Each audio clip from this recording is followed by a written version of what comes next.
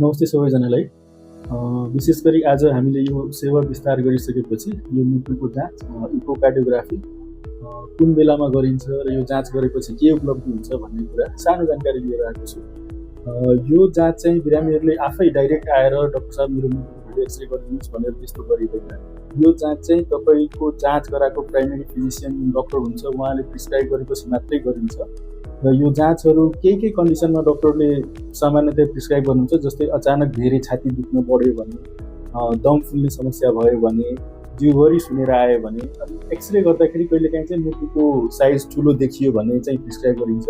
र केही टेस्टहरू हुन्छ जस्तै साधारणतया इसिजी गर्दाखेरि त्यसमा केही खराबीहरू देखियो भने, अब कहिलेकाहीँ डक्टरले यस्तै यो स्टेथोस्कोपले तपाईँको मुटु सुन्दाखेरि त्यसमा केही घ्यार साउन्डहरू मर्मरहरू सुन्यो भने त्यस्तो बेलामा प्रिस्क्राइब गर्नुहुन्छ। र त्यस्तो कन्डिसनमा प्रिस्क्राइब गरेपछि हामी यहाँ इकोकार्डियोग्राफी गर्छौँ र इकोकार्डियोग्राफी गरेपछि हामी के एक्सपेक्ट गर्न सक्छौँ भने त्यो जाँच पश्चात कसैको दीर्घकालीन समस्याले बिपी बढिरहेको कारणले गर्दाखेरि मुटुमा केही समस्या भन्छ कि भन्ने कुराहरू थाहा हुन्छ। कहिलेकाहीँ मुटुमा भएको भालहरूको समस्याहरू हुनसक्छ, त्यो थाहा पाउन सकिन्छ। हाम्रो कहिलेकाहीँ जन्मजात मुटुमा प्वालहरू हुन्छ, कसैको ठुलो हुँदासम्म पनि भइरहेको हुन्छ, त्यो कुरा थाहा पाउन सकिन्छ। मुटुको बाथरोग एकदम धेरै कमन छ हाम्रोतिर। कहिलेकाहीँ 70-75 वर्षको वृद्धलाई आइसियुमा भर्ना भएको बेलामा, हार्ट फेलियर भएर भर्ना भएको बेलामा मुटुको बाथरोग रहेछ भनेर थाहा हुन्छ। त्यस्तो कुराहरू थाहा हुन्छ र यो एकदम राम्रो जाँच पनि हो। र अर्को चाहिँ विशेष गरेर यङ वुमेनमा प्रेग्नेन्सीको बेलामा चाहिँ गर्भवती भएपछि चाहिँ मुटुमा केही समस्या पहिल्यैदेखि छ भने त्यो प्रेग्नेन्सीको बेलामा शरीरमा एकदम धेरै ब्लड भल्युमहरू बढिरहेको हुन्छ। त्यस्तो बेलामा मुटुको समस्या पहिल्यैदेखि छ भने अलिकति घातक, धेरै नै घातक हुनसक्छ आमा र बच्चा दुवैलाई। त्यस्तो बेलामा पनि हामी जाँच गर्छौँ। र अब यो सामान्य कुराहरू र यो हाम्रो पाउने रिजल्टको बारेमा तपाईँले थोरै कुरा भनिहालेँ। र इको गरेपछि कस्तो हुन्छ भने, अब मैले तपाईँको इको गरेँ अनि तपाईँको मुटुको इको एक्जाम ठिक छ भनेपछि यो होइन कि तपाईँको मुटु ठिक छ। तपाईँको मुटुको नलीमा यदि कोरोनरी आर्टरी डिजिज छ भने यो इकोले थाहा पाउँदैन। र यो इको भनेको यस्तो सर्टिफिकेट पनि होइन कि तपाईँ एकदम हेल्दी हुनुहुन्छ भनेर।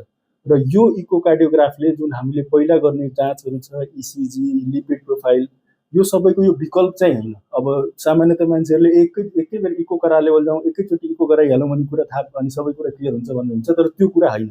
यो एउटा प्राइमेरी टेस्ट मात्रै हो।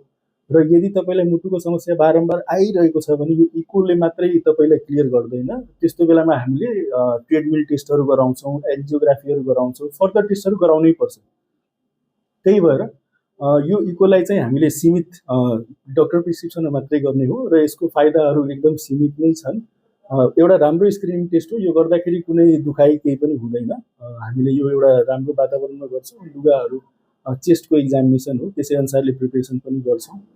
त्यति भन्दै इकोकार्डियोग्राफीको बारेमा आफ्नो 2 शब्दको जानकारी यही टुङ्ग्याउँछौँ। र यो जाडोको मौसममा चाहिँ के हुन्छ भने, विशेष गरी मुटुको लागि एक लाइन के भन्न चाहन्छु भने, जति टेम्परेचर बाहिरको टेम्परेचर घट्दै जान्छ त्यति हाम्रो मुटुको नलीहरूदेखि लिएर शरीरको विभिन्न नलीहरू साँघुरो हुँदै जान्छ र मुटुले चाहिँ त्यो विभिन्न ठाउँमा रगत पुर्याउनलाई धेरै काम गर्नु परिरहेको हुन्छ। त्यही भएर हार्ट एट्याकको जोखिम पनि बढ्छ। जसलाई पहिलेदेखि डायबिटिज, प्रेसरको रोग, कोलेस्ट्रोलको रोगहरू छ भने, हाई डिस्लिपिडेमियाहरू छ भने, त्यही भएर आफ्नो मुटु जोगाउनलाई भए पनि एकदम न्यानो बस्नुपर्छ। न्यानो बसौँ, मुटु जोगाउँ भन्ने नाराका साथ म आफ्नो 2 शब्द यही टुङ्ग्याउँछु। धन्यवाद।